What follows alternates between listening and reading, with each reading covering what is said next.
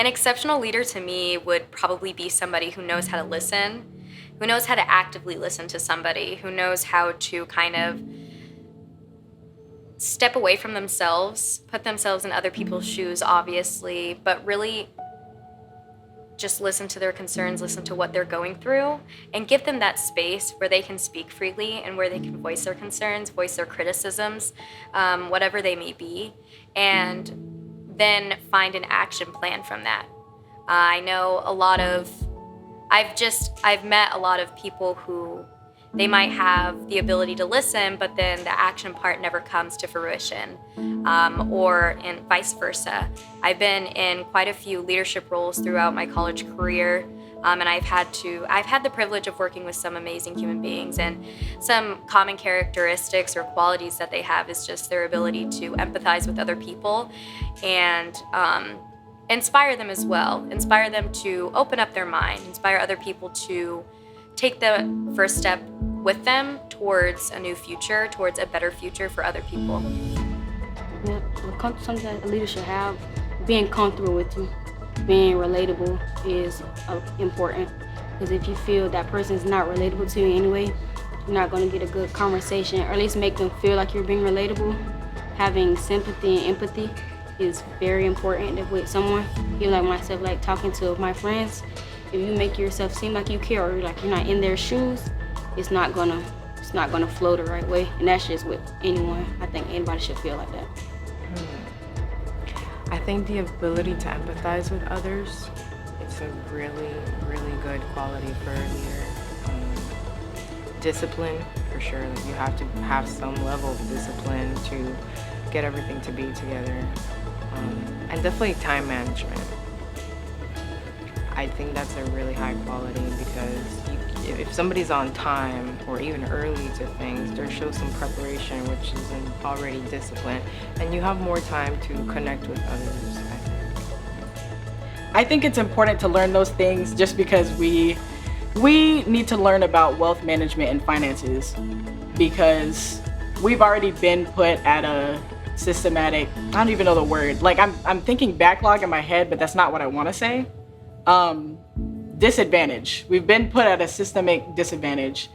And when you have the language and understand like how to build that wealth and how to build generational wealth, it means that you're unlearning things and that you're making sure that your kids won't have the same problems, you know? Because I feel like, especially in Black families, there are just like generations of people who don't really know how to handle their finances, or they leave it up to their kids when they pass away, so they don't really have like health insurance or anything like that. It's just important to build that stability so that they don't grow up with like a lack of understanding for that and a lack of confidence in their own finances. There are a lot of people right now, like my age, who can't really live on their own, you know, because they haven't really been taught how to save or like how to build their bank account or what a credit score even is. So it's like, it's important to learn that stuff early on and really become fluent in that type of language so that you can be stable. It's so important because they really need to know how to save money, use money wisely, and can come to the right place, you know, have a debit card, credit card at a young age, so they won't have to rely on parents for their parents. They can make their own money, have their own business, have their own whatever they have. They can have their own and just have to rely on them. Wealth to me means you're comfortable, you're happy. It means basically you're comfortable and you're happy. Anything with happiness is really important now. As long as you know that whatever you're doing makes you smile, makes you feel good inside, that's wealth. It's not really about money all the time, because you can be sad with a lot of money, but you're not happy all the time. But as long as you're comfortable and happy, I think you'll be fine. And that's what real wealth means to me. A lot of kids, they don't realize that they're actually growing up. Like, you have a lot of people in high school, like, they get this rude awakening, like, oh my gosh, things are getting serious and I have to pivot to figure out how I'm gonna live the rest of my life, essentially.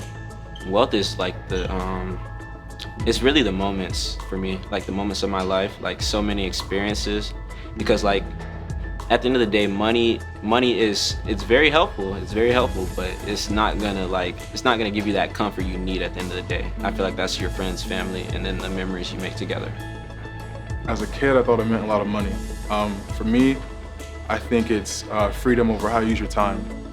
So, you know, monetary value can help with that, but I think there's a balance. There's this book called The 4-Hour Workweek that I'm reading, and they speak about the new rich, and it's like, it's not just about like how much money you have, right? You can make like $5 million a year, but if you have to work 80 hours a week to get that, then it's like you're not truly wealthy. So to me, wealth is like maximizing like your outcome financially, whatever, but also having maximized outcome of time. So you have time and monetary value and an impact. So to me, that's, and health, of course. Yeah, that's like obvious. I didn't mention it because it's like a given to me, but yeah, health, time, and monetary value, that equation together is what wealth is to me.